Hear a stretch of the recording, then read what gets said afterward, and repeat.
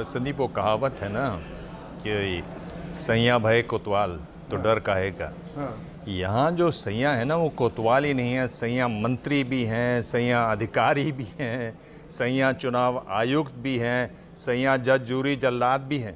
पूरी व्यवस्था सैया पूरी तरह से आपके साथ हैं।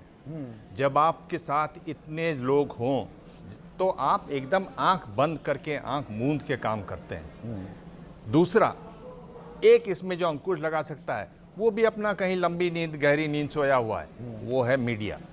मीडिया को देखना चाहिए, वो अपना काम कर नहीं रहा है, वो कहीं और ही लगा हुआ है, किसी और प्रायोजन में है। मीडिया के लोग हेडलाइन मैनेजमेंट में लगे हुए हैं। हर दिन की हेडलाइन को उनको मैनेज करना है और ऐसे मैनेज करना है कि सत्ता पक्ष का बचाव दिखे, सत्ता पक्ष सही दिखे, सत्ता पक्ष में उछाल दिखे। सवालों के जवाब भी तो मिलने चाहिए ना।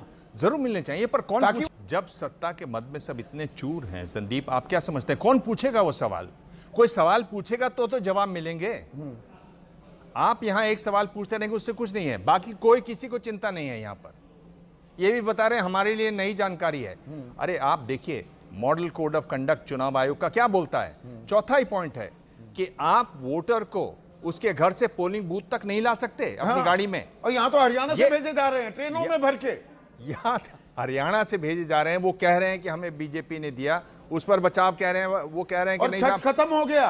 तो वही कह रहा हूं कि पूरे देश में चल रही है स्पेशल ट्रेन, तो ये क्या मॉडल कोड ऑफ कंडक्ट का उल्लंघन नहीं है? सीधे सीधा पैसे नहीं लिए जा रहे, उस शहर से उस मोहल्ले के पोलिंग बूथ तक नहीं ला सकते। मॉडल कोड ऑफ कंडक्ट में ये लिखा हुआ है। यहां आप दूसरे शहर से दूर से हजारों किलोमीटर दूर से उनको ला रहे हैं। कौन देखेगा इसको? चुनाव आयोग देखेगा? आपको लगता है चुनाव आयोग देखेगा? चुनाव आयोग सवाल पूछेगा? चुनाव आयोग में दम है? वो नहीं है।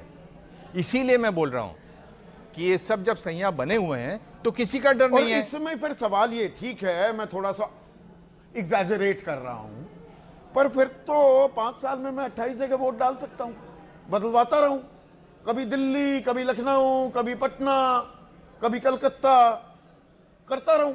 इसमें मैं बता रहा हूं कि इनको बचना चाहिए था राकेश सिन्हा को। देखिए, एक उनको आइडियोलॉग की तरह देखा जाता है, ये समझा जाता है कि वो लाइन बताते हैं। ये हल्ला हो गया इसलिए वो एक बचाव में कुछ कह दे रहे हैं, उसका उससे ज्यादा और कोई मतलब नहीं है। और ये एक तरीके से शर्म की बात है कि चुनाव आयोग जो ये कह रहा है हमने सफाई कर दी, उस सफाई के बावजूद ये हाल है। और आप देखिए ऐसा नहीं है। आप देखिए क्या बोला आपके इनके जो प्रवक्ता हैं, उन्होंने कहा कि नहीं छेद हैं। हाँ, छेद हैं, छेद मान लिया उन्होंने। हाँ। इससे ज्यादा और क्या मान सकते हैं? देखिए उनके सहयोगी दल हैं, सहयोगी दल कह रहा है कि छेद हैं, ये कह रहे हैं कि हाँ कुछ गड़बड़ियां हैं। तो सहयोगी दल मान रहे हैं कि गड़बड़ियां हैं, तो क्या हुआ उस दावे का कि हमने ये इलेक्टोरल रोल साफ कर दिए जो चुनाव आयोग कह रहे थे?